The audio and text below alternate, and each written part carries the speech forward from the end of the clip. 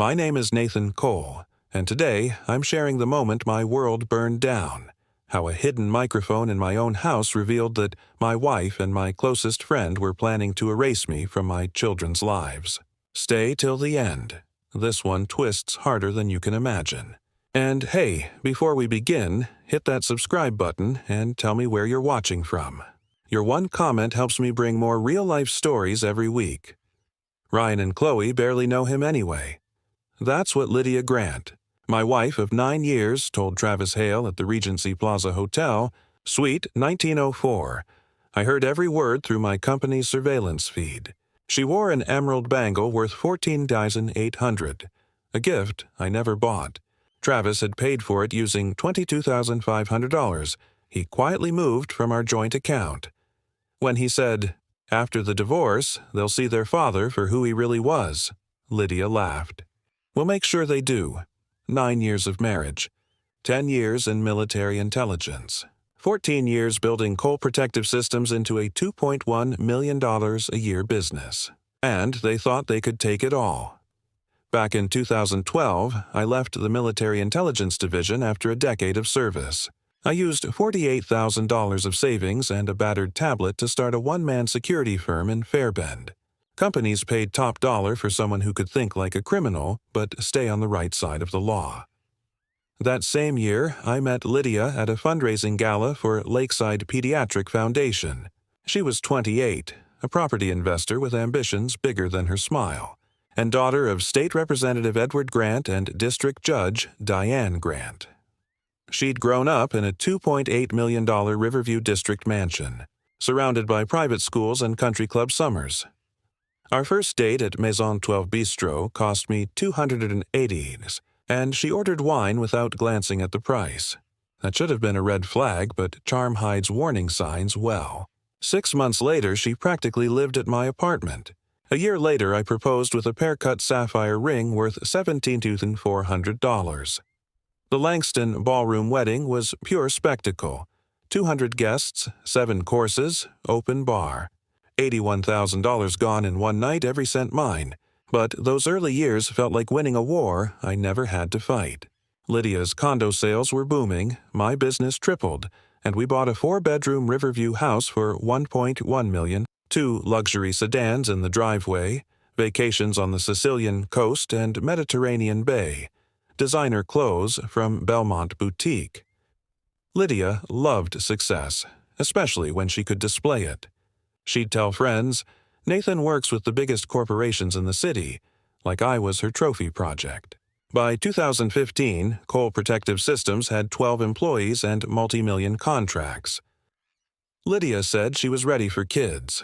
Ryan came first. April 10, 2015, 3:22 a.m., screaming so loudly nurses next door laughed. Chloe arrived 12 minutes later, quiet but healthy. I thought life had finally balanced out. I worked harder than ever, driven by the idea that every long night built their future. Lydia played the perfect partner, bringing coffee to my desk, bragging to her friends about my discipline. But by 2017, the warmth started fading. Her phone calls would end the second I entered a room. She began attending networking events alone. "You're always too busy," she'd say when I asked why I wasn't invited. That's when Travis Hale showed up, 35. Smooth talker, divorced, wealthy on paper, Lydia introduced him as her business partner. I believed her. He was charming enough to fool anyone. Tailored suits, polished shoes, the kind of smile that wins rooms in seconds. He started dropping by on weekends with fancy coffee and gifts for the kids. They adored him. We'd share bourbon in the living room, talk about sports, politics, and work. He asked clever questions about my contracts, client security systems, and company structure. I thought it was curiosity. It was reconnaissance. Every detail I shared became ammo. By 2018, Lydia criticized everything I did. How I worked, how I disciplined, even how I stacked dishes. "Money isn't everything, Nathan. Family should come first," she'd say, while wearing designer dresses bought with my endless hours of work.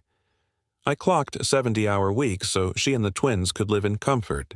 Private school tuition, a house most people dream about, trips abroad, but she never once suggested cutting costs. And Travis, he became part of the furniture. Saturday mornings he'd show up for Ryan's soccer games or Chloe's dance recitals, playing the doting uncle. He'd stay for dinner, tell bedtime stories, make them giggle. I didn't see it then, but he was rehearsing for my replacement role. Everything snapped in January 2019. I'd just returned from a 7-day job in Port Haven, a tech company's data breach cleanup worth $72,000. I came home expecting hugs and quiet family time. Instead, the house was filled with people I didn't recognize. Lydia barely looked up from her laptop. "Oh, you're back," she said, like I was an unexpected delivery. The twins, usually ecstatic when I walked through the door, hesitated. When I asked why, Lydia's words cut deeper than any betrayal that came later. "They're not used to you being here anymore. You've become a stranger in your own home." That night, lying beside a woman who felt like a stranger too, I decided something had to change. I would find out what was happening. No assumptions, no confrontation, just cold, precise investigation. 12 years of intelligence work taught me patience. Before acting, you gather evidence. You learn patterns and you strike only when every variable is under your control. What I didn't know then was that my greatest enemy was already inside my own walls, and both of them were about to learn what happens when you betray a man who built his life around knowing everyone's secrets. When I walked into the house that night, Lydia didn't even look up from her laptop. "Oh, you're back," she said, the same tone you'd use for a package left at the door. Ryan and Chloe, who normally sprinted toward me yelling, "Daddy's home," had stayed frozen near the stairs. When I knelt to hug them, they hesitated. That's when Lydia said it. Words that hit harder than any battlefield wound. "They're not used to you being here anymore. You've become a stranger in your own home." That night, lying beside her in silence, I decided something. I'd find out what was happening to my family and fix it before it was too late. Years in military intelligence had taught me one rule: never assume, verify. So I began small. Lydia's work tablet sat open in the kitchen every morning while she got the kids ready for school. 10 minutes was all I needed. Most people don't realize deleted files aren't really gone. They linger until something overwrites them. By noon, I had cloned her drive. By evening, 3 hours and 17 minutes later, I had reconstructed 8 months of her digital life, and what I found turned my stomach. The messages began in June 2018, at first business talk with Travis Hale, then flirty jokes, late-night texts. By July, they were working lunches that lasted 3 hours. By August, photos, Lydia in lingerie I'd bought her, taken in our own bedroom while I was away. But that was just the surface. Beneath the affair was a calculated operation to destroy me. Their plan was brilliant and cruel. Lydia and Travis had been drafting a legal case portraying me as unstable and dangerous. They claimed I'd used surveillance equipment from Cole Protective Systems to spy on competitors, suggesting I'd violated corporate laws. It would bankrupt my company, destroy my reputation, and open the door for lawsuits. Then came the personal strike. Lydia's drafted custody petition accused me of being an emotionally distant workaholic, obsessed with control, possibly dangerous because of my military training.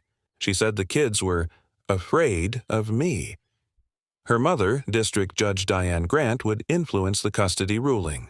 Her father, State Representative Edward Grant, had political and business allies who could quietly blacklist me from future contracts. Every move was designed to erase me from my children's lives and my industry.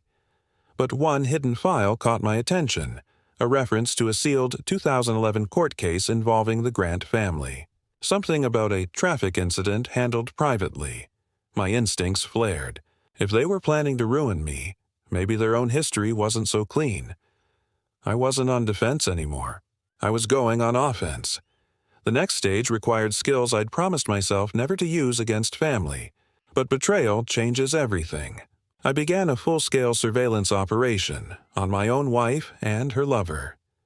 I installed micro cameras inside ceiling vent covers and picture frames, and voice recorders smaller than coins in Lydia's car and purse. I even embedded a signal beacon inside that emerald bangle Travis had given her. Within 12 days, I had enough evidence to bury them both. High-definition video from Regency Plaza Hotel, Crown Regency, and Harbor Light Suites showed them together, laughing over wine, planning my downfall. Audio files captured every step of their plan, how they'd divide my assets, when Lydia would file for divorce, how they'd frame me as unstable. Still, the biggest revelation came from Travis himself. His phone was easy to crack. Password, February 14th, his birthday. Typical narcissist. Once inside, I uncovered everything. Emails, account statements, offshore transfers. Travis had opened 3 foreign accounts, 2 in the Cayman Islands, 1 in Luxembourg, and had quietly moved $325,000 from joint investments and Lydia's business funds. Even worse, he'd taken out a loan against our house without my knowledge. He'd booked a one-way SkyWest air ticket to Andorra for March 15th, exactly 12 days after Lydia's scheduled court filing. It was genius in its cruelty. She'd win the divorce, get half my assets, and while she celebrated justice, he'd vanish with everything they'd stolen together. But they underestimated me.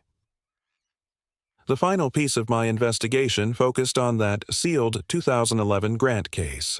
It took 3 weeks of digging, digital tracing, and quiet phone calls. The truth I uncovered made their betrayal look small. The case involved Michael Grant Jr., Lydia's younger brother. He'd caused a fatal drunk driving accident in 2011, killing an entire family.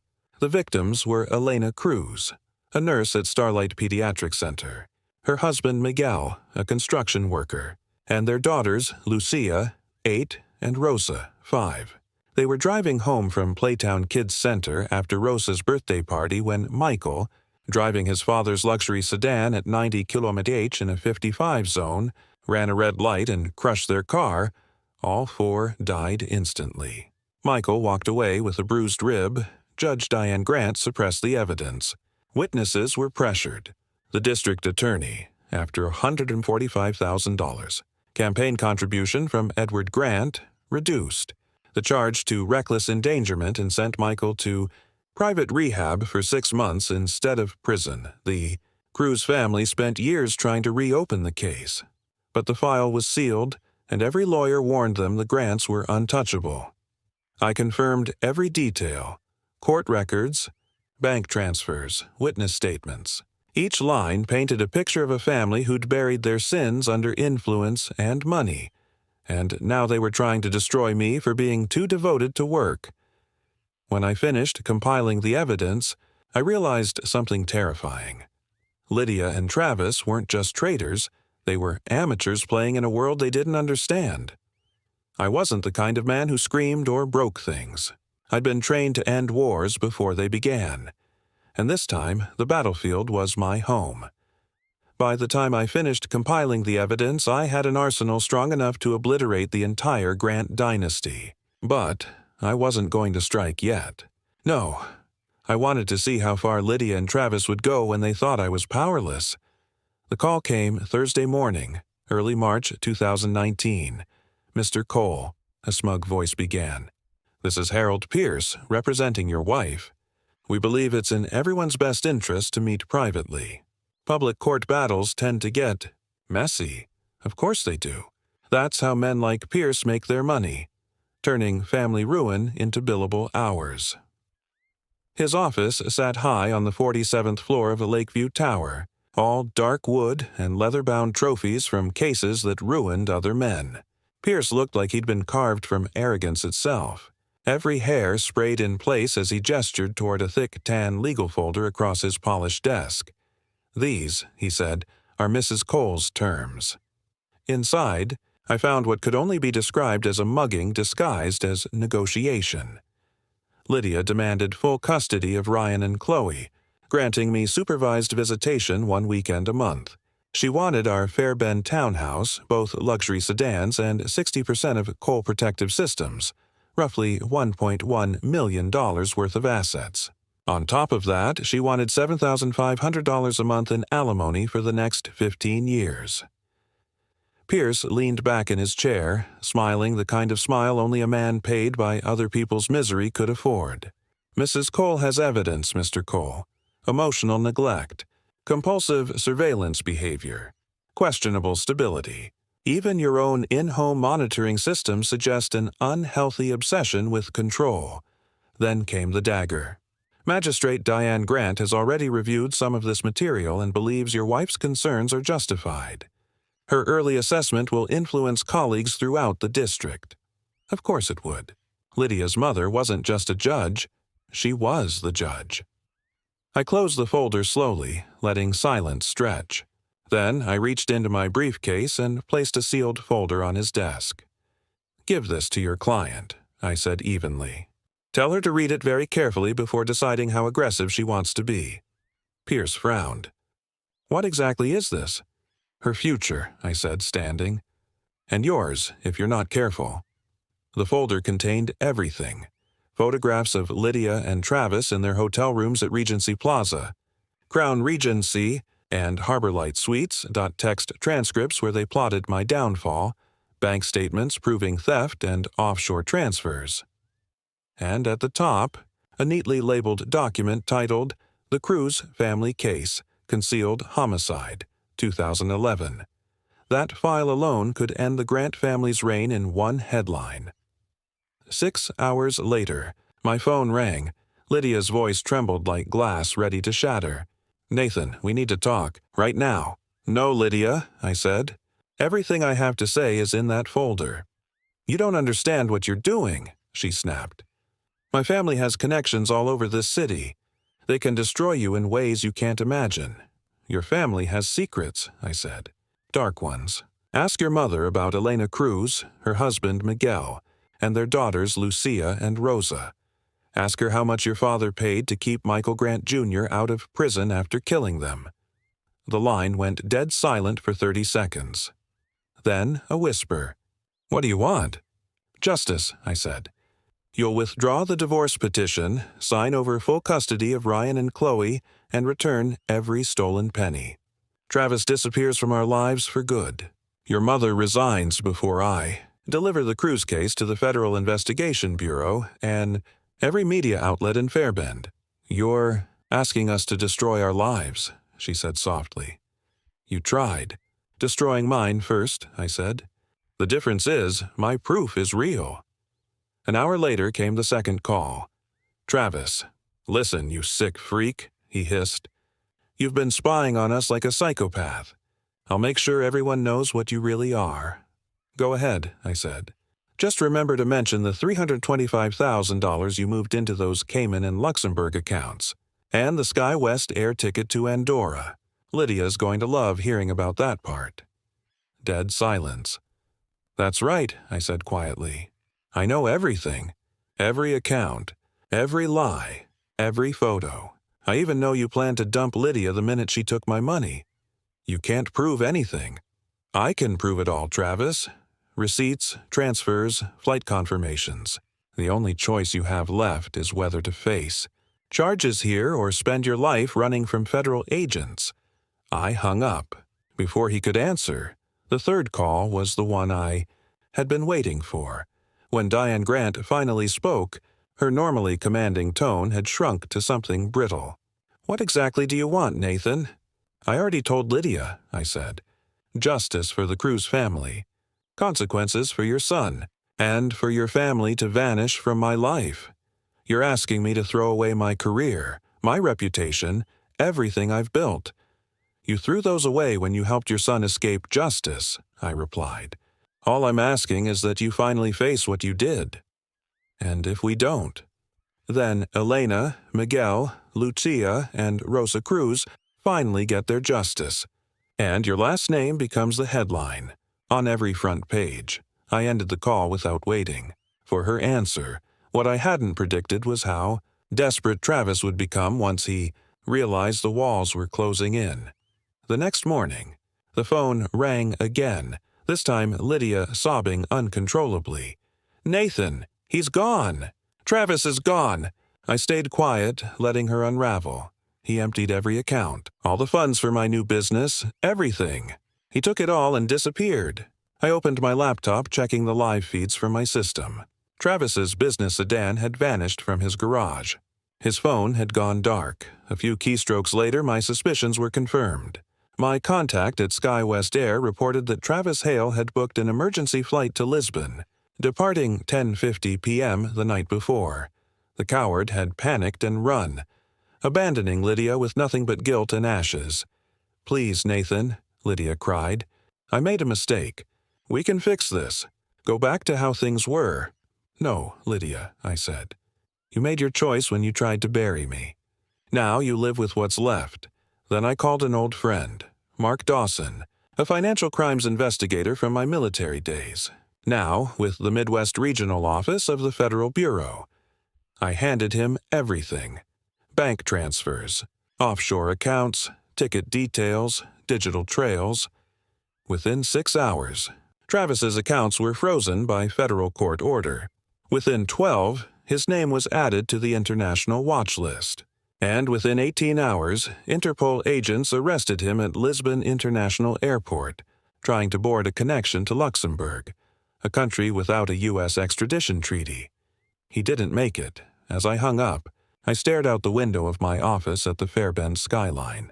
The people who'd tried to destroy me had finally destroyed themselves. But somehow, I didn't feel victorious. I just felt empty. Because when a war ends, even one you win, all that's left are the ruins. 12 days later, the final meeting took place inside Harold Pierce's downtown office. Across the mahogany table sat Lydia Grant, the same woman who once commanded every room she walked into. Now, her eyes were red, mascara streaked, her once pristine designer blouse wrinkled. Her hands trembled as she stared down at the custody and asset division papers in front of her. "Just sign them, Lydia," I said quietly.